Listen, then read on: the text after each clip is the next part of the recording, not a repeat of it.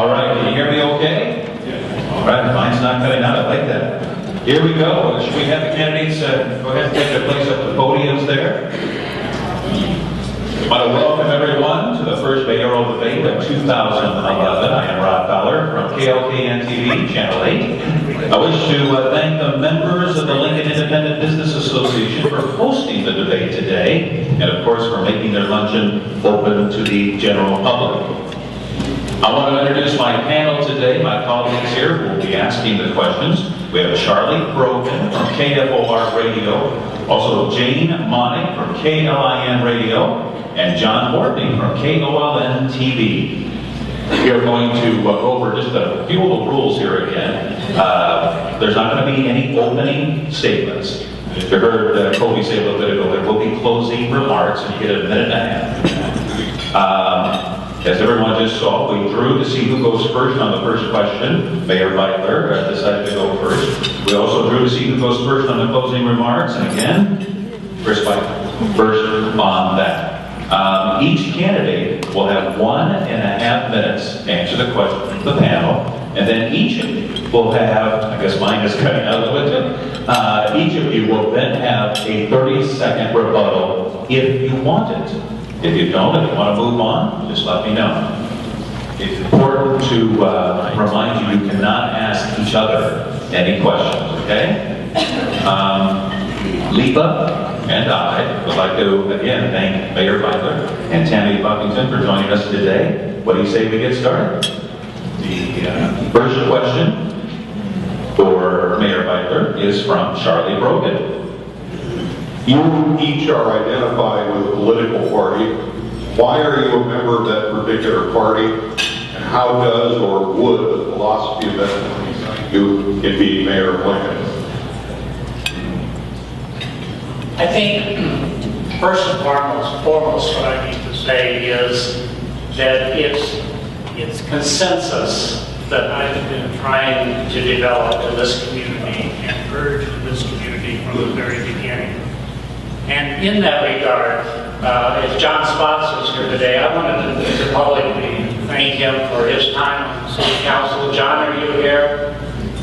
Even if you're not here, this guy was a consensus builder. This guy was an optimist who looked forward to working with other people. This guy was a person who didn't bicker about things, but worked to build concepts and put policies in place. And I very much enjoyed working with him, and I thank him for that.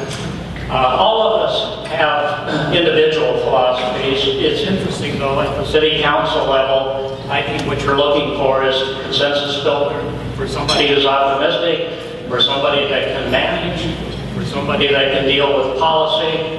And all of those things are what's most important. In addition to having a person who is always willing, from a pragmatic point of view, to look to one side of the political spectrum or the other for all ideas that might be relevant to solving any particular problem that's before you at a particular point in time. So I'm guided primarily by my own personal philosophies. The question that was asked was, what is your political party and what would drive you to that particular political party? I am a Republican. Mine is cutting out too, sorry. I'll just yell like they do at boot camp. Basically, I'm a conservative Republican, which basically means that we are looking for conservative people to, I keep cutting out, I apologize. Conservative people to actually balance budget, to keep things under control with regard to spending, and also with regard to how we deal with our day-to-day actions. It is my philosophy that we take good care of things, watch for debt, make sure that that is taken care of and paid for, as well as just minding your business as on a day-to-day basis, but also looking forward to upward for 10 years.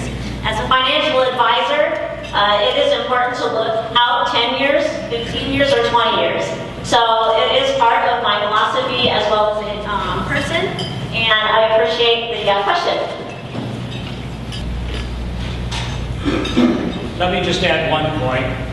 When I go out to solve problems, my basic tenet is to involve people, to involve broad cross-sections of people. I don't go to political party headquarters. I go out to all of the different groups, home builders, realtors, neighborhood groups, Chamber of Commerce, and I try to get as much input as I can from all of the different constituencies within the community. That is always stop number one for me. 30 seconds if you want.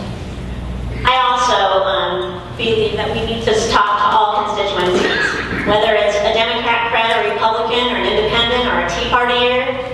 All of those folks need to know that you're going to be safe and protected in your fiscal budget. Our next question from Jane, and it goes to Tammy Money. The city is said to be millions of dollars behind on road infrastructure needs. Do you have a plan for addressing that problem, and how does the city do it?